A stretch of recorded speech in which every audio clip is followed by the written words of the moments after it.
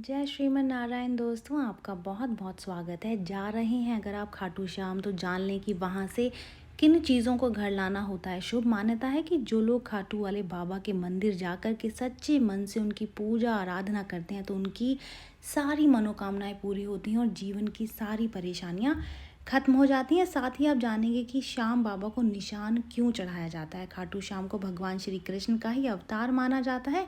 खाटू श्याम का भव्य मंदिर राजस्थान के सीकर में है, जहां हर दिन दर्शन के लिए लाखों लोग आते हैं।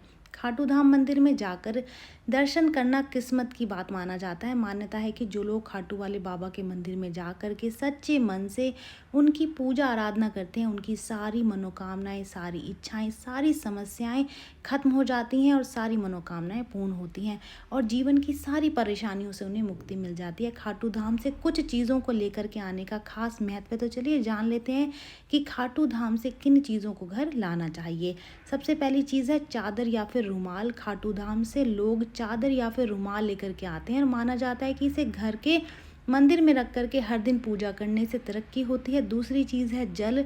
खाटू धाम से जल लेकर के लोग अपने घर आते हैं। माना जाता है कि अगर घर में कोई बीमार है तो उसे इस जल को पिलाने से वो स्वस्थ हो जाता है। इसके अलावा अपने घर में किसी भी दिन आप जल का छिड़काव अगर आप करते हैं तो इसको बहुत ज़्यादा शुभ माना जाता है। तीसरी चीज़ है प्रसाद।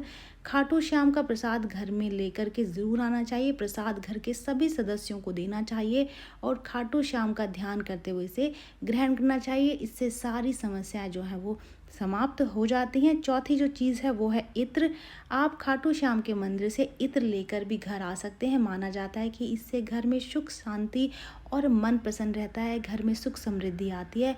पांचवी चीज़ है मोर पंख। मोर पंख को खुशियों का प्रतीक माना जाता है। आप खाटू धाम से मोर पंख घर लेकर के आ सकते हैं, लेकिन इस बात का ध्यान रखें क्योंकि आजकल लोग बहुत ज़्यादा बेईमानी करते हैं और प्योर चीज़ आपको नहीं देते, तो ध्यान रखें कि जो मोर पंख आप ला रहे हैं वो असली होना चाहिए।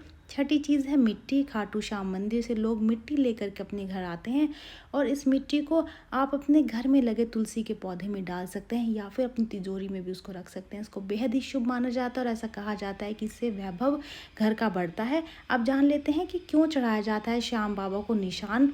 देखिए, सनातन संस्कृति में ध्वजा विजय की प्रतीक मानी जाती है और श्याम बाबा द्वारा किए गए बलिदान शीश दान के लिए उन्हें निशान चढ़ाया जाता है। ये उनकी विजय का प्रतीक माना जाता है क्योंकि उन्होंने धर्म की जीत के लिए दान में अपना शीश ही भगवान श्री कृष्ण को समर्पित कर दिया था। निशान केसरी रंग का, नीला, सफ़ेद, लाल रंग का झंडा होता है और इन निशानों पर श्याम बाबा और भगवान कृष्ण की फोटो बनी हुई होती है। कुछ निशानों पर नारियल और मोरपंखी भी सजी होती है। आजकल कई भक्तों के द्वारा सोने और चांदी के निशान भी श्याम बाबा को अर्पित किए जाते हैं।